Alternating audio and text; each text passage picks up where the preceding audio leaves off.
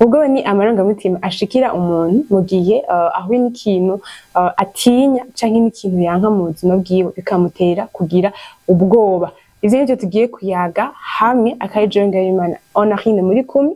Ivyo ndagusaba kugira j'aime, commentaire hamwe na partage, kinacobike kugira subscribe kugira ngo uzohore ukurikirana ibindi bikorwa bizogenda bica kumanisha kure no repentance no heaven. Uno munsi twaba tugiye kurabira hamwe sujet canke navuga ngo débat ivuga ngo ubwoba niki. Turaza kurabira hamwe ingaruka mbi ziva ku bwoba kandi n'ingaruka nziza ziva ku bwoba. Umuntu ashobora kwibaza ngo ubwoba ahanini buzana ingaruka mbi, ahanini burafite consequences zishobora gushikira umuntu, ariko kandi ubwoba ni bwiza hamwe mu gihe utabuhaye ikibanza. Rero tugomba turabire hamwe ubwoba niki. Nkuko natangiye ndavuga, ubwoba ni amarangamutima ashikira umuntu canke amarangamutima aba ku muntu, abenshi tukunze kwita mu kinji gifaransa les sentiments, ziza ku muntu canke ziba ku muntu mu gihe aguye muri situation kanaka canke ari muri situation kanaka.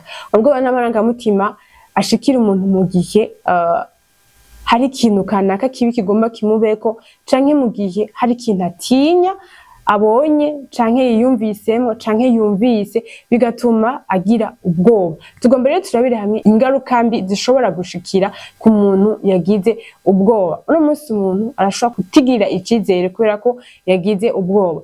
Dukunze ko uno munsi hari abantu bagera ku bintu bikomeye, no munsi hari abantu usanga barakoze mu buzima bwabo baratera imbere barashika kure, wababaza ati ni gute washoboye gutsinda ubwoba canke ni gute washoboye gushika kuri ibintu. Abwira ngo jewe nkitangura naragize ubwoba kubera ko sinabona ibintu bizozanana, sinabona ngene bizogenda, sinabona ko nzoshika ahantu, sinabona ko nzokora ibintu bigacamo.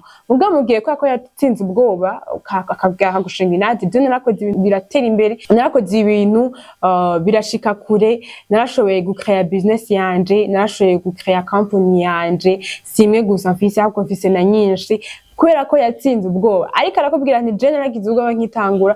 Uno munsi rero hariho abantu batigirira icizere c'uko bashoboye, ugasanga hari ibintu atashitse ko mu buzima bwiwe, ugasanga hariho ibintu atari karagera ko mu buzima bwiwe kubera ko ntiyihaye icizere muri we, ntiyihaye kumva ko uno munsi ashobora gukora agatera imbere, ntiyihaye kumva yuko uno munsi ashobora gukora ikintu agatera imbere. No munsi turafise abantu bakubwira nti jewe sinshobora kuvugira imbere y'abantu ngo ndatinya ko abantu boca bumva yuko mvuze ibintu bitari ivyo. Kutigira icizere, kutagira confiance en soi, ukumva umenga ibintu wovuga ntizokwemerwa n'abantu, ukumva umenga ibintu wovuga vyose abantu ntibovyizera, abantu bogufata nkaho umenga ukuvuga ibintu bitari ivyo uriko urabayovya kubera iki ufise ubwoba. Rero umuntu ashobora kugira ubwoba bivanye nakahise kiwe, bivanye n'ingene akiri muto bamubwira, bivanye n'ingene yakuze mu buzima bwiwe. Ugasanga mu buzima bwiwe n'umuntu yakuze afise ubwoba, hanyuma ikibano ciwe kiramufasha kumwumvisha ko ari umuntu ataco yoshikako, ari umuntu ataciyumvira yoshikiriza mu bantu. Ugasanga arakuze, birakuze muri we, ugasanga uno munsi akora n'akazi wanashima, ariko kumva yuko uno munsi habaye inama yoshikiriza iciyumviro akumva umenga jewe iki ciyumviro ntigishobora kuhayisisa, nubwo nogishikiriza bambwira ati hora izo niko uravuga nibaho. Rero ni vyiza ko umuntu yokugira icizere, yotsinda ubwoba akigira icizere kugira ngo ashobore gushika kuri za ndoto ziwe. No munsi birababaje kumva umuntu ariko arakubwira ngo jewe ndiko ndahokreta, ndiko ndicuza igituma ntatsinze ubwoba kugira ngo nshike ku ndoto zanje. N'abandi bantu bakambwira ati twebwe twaratsinze ubwoba, c'est vrai twarabona ko tutazotera imbere, twarabona ko bitazokunda, mugabo kubera ko twari twifitiye icizere twarakoze turashika kure, twaratsinze ubwoba. No munsi dufise ahantu twashitse, no munsi turafise ibintu twashitseko. Rero vyiza ko utsinda ubwoba kugira ngo ushobore kwigirira icizere. Iyindi ngaruka mbi rero iratuma umuntu akora nabi, ugasanga uno munsi ariko akora amakosa atari gukora kubera ko ariko aragira ubwoba. Uno munsi hari igihe umuntu ashobora kugwa mu makosa, hari igihe umuntu ashobora gukora amakosa, ugasanga n'umuntu ariko tuma ibintu bitagenda neza. Ndavuga nko muri societe mu kazi akora, ugasanga akora ko afise ubwoba, hariho ibintu atari karakora kandi bigatuma iyo societe ariko arakoreramwo idashobora gushika kuco yipfuza. Ugasanga hariho amakosa umuntu ariko arakora kubera ubwoba, agatinya. Ni vyinshi, turafise uburero bwinshi no munsi dushobora gufatirako abantu baguye mu makosa, abantu baguye mu erreur akomeye cane kubera ko bagize ubwoba, gutinya. Ugasanga uno munsi umuntu ariko araza arakumenasa, ahubwo ati udakoze ibi ndakugira iki, udakoze ibi ibigushikira ntavyuzi ugasanga ko kubwoba umuntu ariko arabigwamwo ariko arabikora ugasanga ariko aricuza mu nyuma niho akanshi usanga umuntu ariko aravuga ngo iyo menya akajambo iyo menya si keza karanababaza kuvuga iyo menya biba vyararenganye nizere rero ko dutsinda ubwoba kugira ngo dushobore kutagwa mu makosa kugira ngo umunsi ntidushobore kugwa mu bintu bikomeye tudashobora kwikuramo umunsi umuntu ashobora kugira ubwoba nko niko ndabivuga ugasanga ariko agwa mu makosa ariko akora ibintu ubwiwe atibona ariko ugasanga ko afise ubwoba abikora nyene n'ubwoba kandi yicara agatekereza akiyumvira bijye bintu arimo vyari biki ugasanga ariko aravuga ati bwa mundi jewe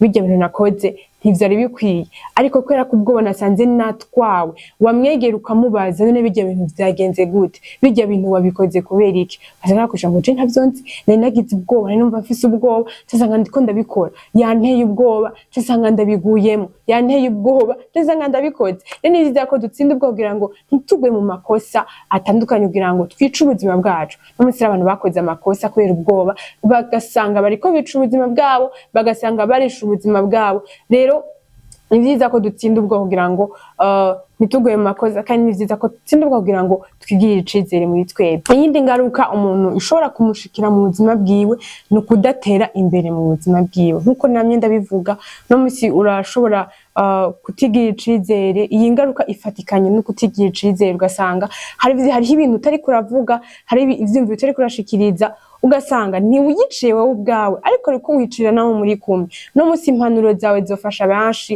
no musi ivyumviro vyawe zofasha benshi no musi ico avi yawe yofasha benshi yokiza benshi no musi ibiri muri wewe ibitekeye muri wewe hariho abantu vyokiza hariho abantu vyofasha ni vyiza rero ko twiyugurura ukumva ko ubwoba butogutsinda ariko ukwiye kubutsinda kugira ngo wigire icizere ibiri muri wewe wigiye icizere amajambo yawe wigiye icizere ivyumviro vyawe kandi wigiye icizere ibikorwa vyawe yindi ngaruka rero nariko ndavuga ni ingaruka yo kudatera imbere mu buzima ubwoba buratuma umuntu adashobora gutera imbere mu buzima ugasanga umuntu ariko aragira ubwoba bwo gutanguza ikintu kanaka umuntu ariko aragira ubwoba bwo kweseya abantu benshi iyo uriko urababaza hariho umuntu yavuze ngo babajije ni kubera iki wageze ahantu hakomeye ni kubera iki washoboye gukora bino bintu bikomeye uno musi ukaba uri umutunzi uno musi ukaba uri umuntu ashobora guha abandi akazi uno musi ukaba uri umuntu ashobora gufasha abandi ibintu kanaka yishuye ngo abantu benshi baratinya gusuragoringa iyo bariko baratangura ama business yabo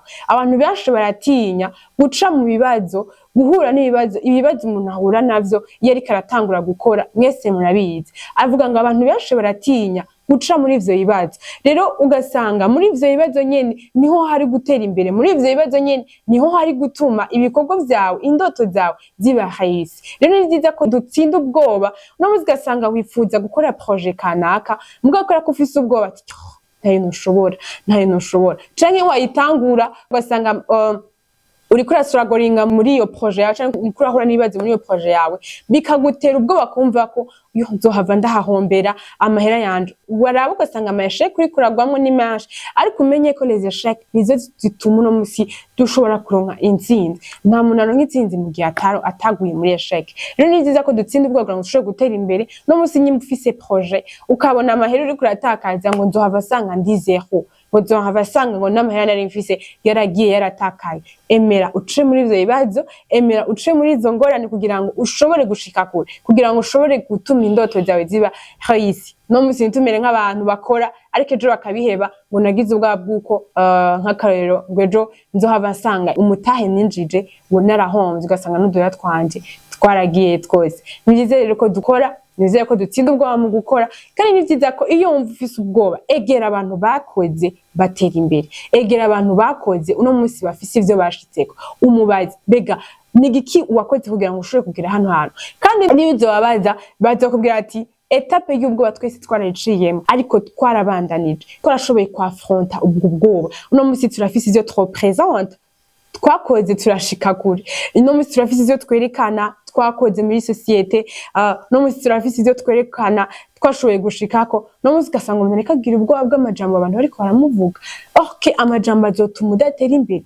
no musi ugasanga umuntu bariko baramuvuga ngo urya muntu ntaco azoshikako urya muntu ntaco azokora ngo atere imbere urya muntu ngo abi iwabo mu miryango vyari bimeze uku ngo abavyeyi be vyari bimeze uku abo bivukana bimeze uku ngo none urya azobishobora ugasanga umuntu ariko aragira ubwoba bw'ayo majambo agatuma yicara yicarika indoto ziri muri we, kandi izo doto niyo zaba réussi ugasanga ziramufashije kandi zirafashije n'abandi baza bamukikuje. Ni vyiza ko dutsinda ubwo kugira ngo dushobore gutera imbere, dushobore gushikagure, dushobore no gufasha abandi mu kwiteza imbere. Ni vyiza rero ko dutsinda ubwoba kugira ngo dushobore kugira ico dushitseko mu buzima bwacu. Ikindi navuga ngo iyindi ngaruka mbi iva ku bwoba ni ingaruka yo gutakaza amahirwe. No musi hari abantu bashoboye kwegera ukababaza kweri kutashitse kuri ibi, ngo naratakaje amahirwe. Ugasanga no musi umuntu hariho ama opportunité amushikako, bamwe ati jewe sinshobora kwegera urya muntu, sinshobora kumushikako. Ugasanga hariho umuntu utinya,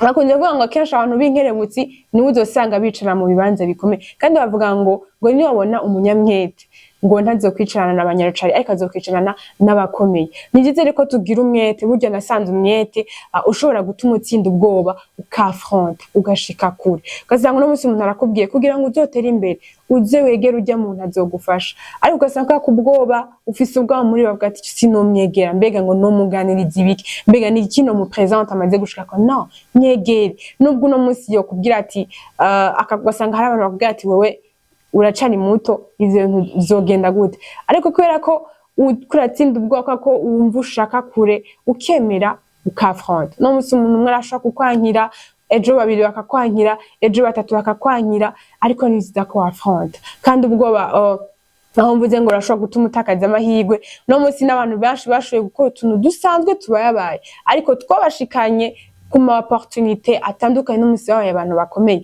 Rero ni vyiza ko dutsinda ubwoba kugira ngo dukore utu tuntu twese tubona umenga ntaco twodushikanako, ariko niza kubukora, niza kandi ko wegera abantu bakomeye, niza ko wegera abantu bashigize ico bashikako, bashobore kukuganiriza, bashobore no kukubwira ibitandukanye bizogufasha kugira ngo ushobore gutera imbere no kwiteza imbere. Navuze ingaruka mbi, ariko mwibuke ko nkitangura navuze ko hariho n'ingaruka nziza canke akamaro ko kugira ubwoba. Icambere nuko ubwoba bushobora gutuma witonda mu bikorwa. No musi hari abantu benshi usanga bakora ibintu bihuta, ugasanga bariko baricuza inyuma yavyo, ugasanga bati kubera iki nabikoze nyarutse, kubera iki ntarindiriye, kubera iki ntitonze. Ugasanga rero ariko aricuza. Ni vyiza ko rero umuntu agira ubwoba mu kugira ngo atangure igikorwa. No musi hariho umuntu ashobora kugushikiriza ikintu ukumva umenga ngo nibisanzwe ugikora, ukumva umenga nibisanzwe ugikora, urabishoboye, je ndashoboye, abantu umenga barashoboye ibintu vyose, nta kintu kimwe cumunanira. Umuntu amubwita ikora iki, kumva umenga yogikora, umuntu ati jaha, kumva umenga yohagenda akahashobora. Ariko ni vyiza ko umuntu agira ubwoba kandi akabanza akumva ko yogira ubwoba ati kino kintu ndagishobora exactement, akagira ubwoba. Kuko iyo ugize ubwoba muri ico gikorwa biratuma witwara neza, biratuma ugira amadutu, kandi amadutu hamwe hamwe ni meza, biratuma utagwa mu mitego, biratuma kandi ushobora kwicara ahantu uvuga ati iki gikorwa naragikoze ariko ndagikora neza nitonze. No musi yari abantu umuntu ashobora kumushikiriza ikintu ugasanga ni ikintu cari gukorwa mu ndwi, ariko ugasanga agikoze mu musi umwe. Rero ni vyiza ko ukora ikintu witonze, ukora ikintu ubanje kwiyumvira kugira ngo ushobore gutanga resultat nziza. C'est vrai ushobora kubikora ukanyarutsa, ariko burya resultat ivuye mu kwitonda ntingana na resultat umuntu yakoze ibintu anyarutsa. Akenshi ibintu vyihuse usanga ari ibintu bitanga resultat mbi, usanga ari ibintu bitanga resultat idakwiye, ugasanga hariho ibintu bishe, hari ibintu bitageze neza kubera ko nta bwoba bw'igikorwa wagize. Ukimva ati kino gikorwa mbega kizonshikanahe, kino gikorwa mbega ninagikora bizogenda gute, kino gikorwa mbega nzogishobora. Nizere ko imbere yuko ukora igikorwa ubanza kwiyumvira kugira ngo ushobore kugikora neza, kandi kugira ngo ushobore no gutanga resultat nziza inyuma y'ico gikorwa. Akandi kamaro ko kugira ubwoba nuko butuma wiyumvira neza. No musi ukiyumvira neza imbere yo gufata ingingo, no musi bigatuma ingingo wafashe uticuza. No musi abantu bafata ingingo ugasanga iyo ngingo afashe si nziza ku buzima bwiwe, ugasanga iyo ngingo afashe iramwica ubuzima bwiwe, iramwica kazoza kiwe.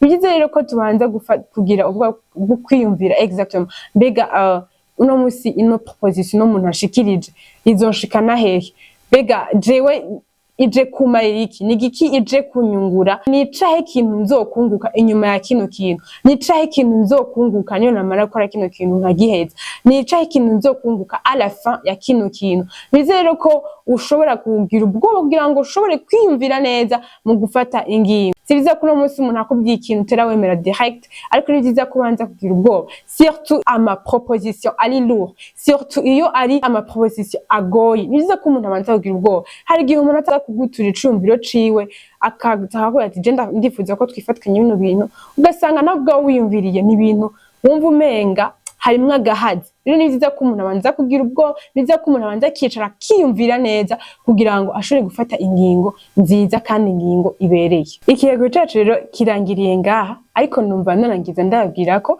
ubwoba si ikintu kibi cane, ariko ubwoba ni uburyo Imana yaduhaye bwo kwiyubara mu bintu tugenda tubamwo mu buzima bwacu. Iyo umuntu atagize ubwoba butuma atangingo afata nziza zibereye. Iyo umuntu atagize ubwoba butuma uno munsi akora ibintu akicuza mu buzima bwiwe, akicuza ugasanga akishwe kinakoze bino bintu. Kandi iyo umuntu agize ubwoba bwinshi burengeye, burica kazoza kiwe, bukica ubuzima bwiwe, bukica ibintu kanaka yoshitseko, bukica ibintu kanaka yokoze bigatera imbere, kandi bigatuma atakaza amahirwe mu buzima bwiwe. So nizere ko mwafashijwe, nizere kandi ko mwagize ico mukora muri kino kiyago cuno munsi. Rero naho ubutaha mu kindi kiyago, naho ubutaha mu yindi deba canke mu yindi sujet izokurikira, kandi nizere ko mukomeza mufashwa. Rero numva norangiza ndabasaba ko mwubandanye mukurikirana ibikorwa bigenda bica kumbonesha kure yacu no repentance no haban, kugira ngo mukomeze mufashwa kandi muhezagirwa. Murakoze.